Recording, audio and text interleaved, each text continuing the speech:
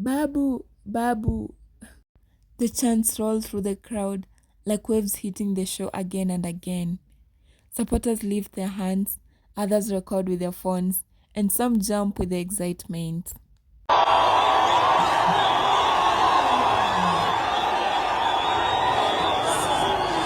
The crowd that was roaring just seconds ago suddenly becomes quiet. Beside him stands Edwin Sifuna, watching the sea of supporters stretching far into the distance. Haya, vijana ra, wazee tilim, wazee sialala, warembo wamama mwe, kana wewe ni mama unafika mwe. Sawa sawa, leo ni leo, asemaye kesho. Leo ni leo, asemaye kesho. When Edwin Sifuna takes the microphone, he often energizes the crowd even more, praising Babu Owino's courage and ability to speak boldly in parliament.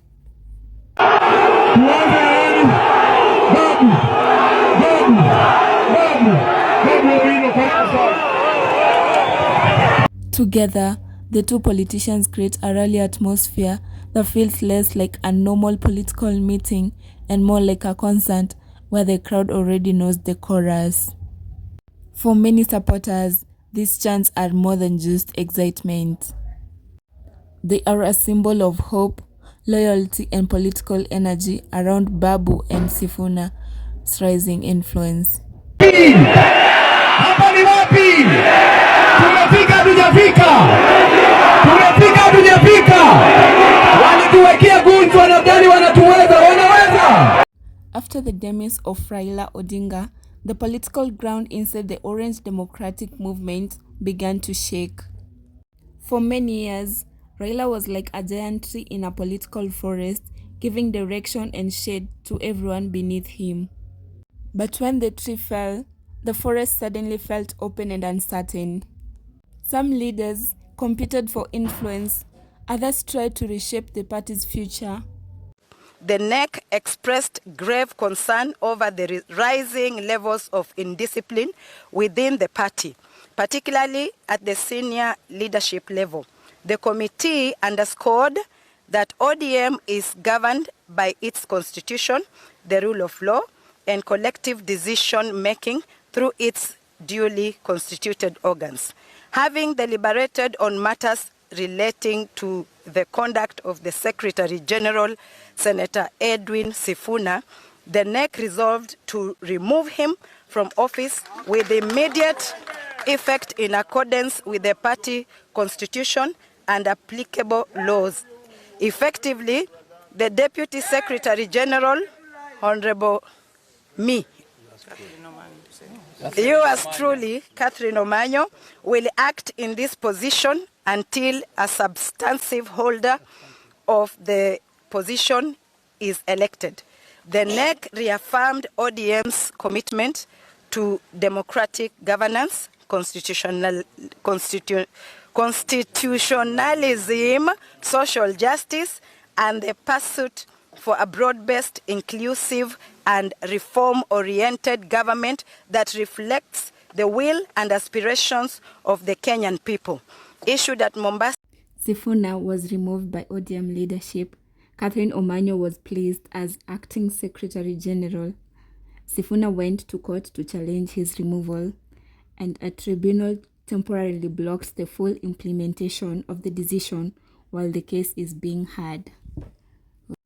Babu Owino, together with his ally Sifuna, were unhappy with the decision and therefore decided to carry their matter in their own hands.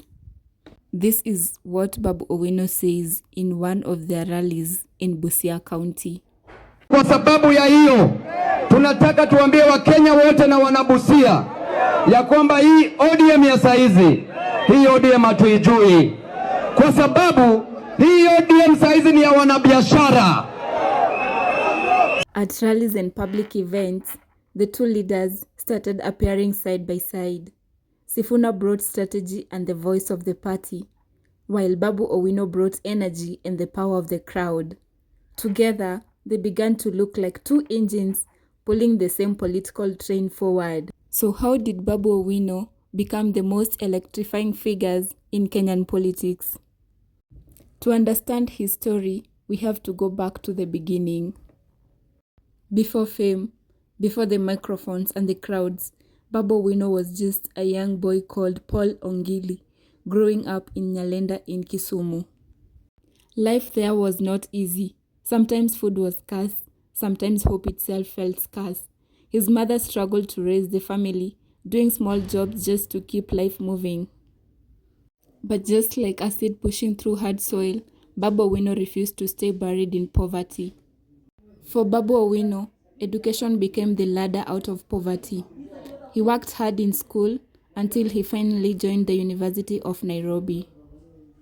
He studied actuarial science at the University of Nairobi and later pursued a law degree at the same university. University life became the launchpad for his political career. Babu Owino is now a motivation to many youth who only depend on education for their success. Education is very important in your life. Babu today is where he is because of education. Were it not for education, I would have never come to Nairobi. Were it not for education, I would have never gone to the University of Nairobi. Were it not for education, I would have never been a member of parliament. And therefore, every young person must at least be trained in something. You have to be trained in something. And the Bible. At the University of Nairobi, Babu Owino joined student leadership through the student organization of Nairobi University, SONU. Soon, he was not just like another student leader. He became a roaring lion in student politics. His speeches were fiery, his words spread across campuses like wildfire. Students listened, leaders noticed, and slowly, his name began traveling far beyond university walls.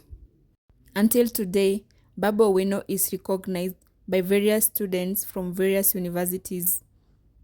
Many students across Kenyan universities look up to Babu Owino as their role model. Okay, my name is Zadok Nyakwaka. I'm a student leader from Kenyatta University and also an aspiring to become the next president. Today, I can say absolutely all Kenyans are experiencing a heart of elation that cannot completely be expressed by symbols called words.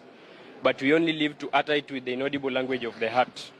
We have witnessed a quasi-liberal government that is subjectively committed to individuals who are fighting for freedom than being objectively committed to serve the agenda and the promises they placed for Kenyans.